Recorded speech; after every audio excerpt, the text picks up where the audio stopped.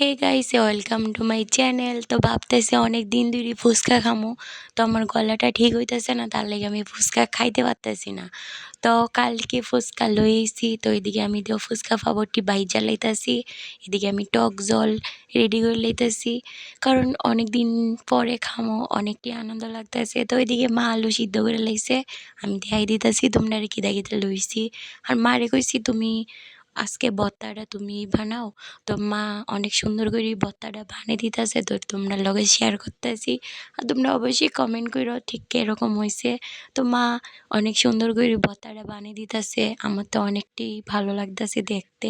তো এদিকে ভর্তাও রেডি হয়ে গেছে, সব কিছু রেডি হয়ে গেছে। তো মারে কইছি তুমি একটু ফুচকাটি রেডি করে দাও। তো মা এদিকে ফুচকাটি রেডি করে দিতেছে, তো এদিকে আমি লই আয়া বসছি, ওখানে আমি খামো। আমার তো অনেকটা মজা লাগতেছে, কারণ অনেক দিন পরে ফুচকা খাইতেছি। আর সত্যি কথা কইতে অনেকটাই টেস্ট হয়েছে, অনেকটা। তো আজকের মতো ব্লগটা এইটুকুই, কেমন লাগছে অবশ্যই কমেন্টে জানিও।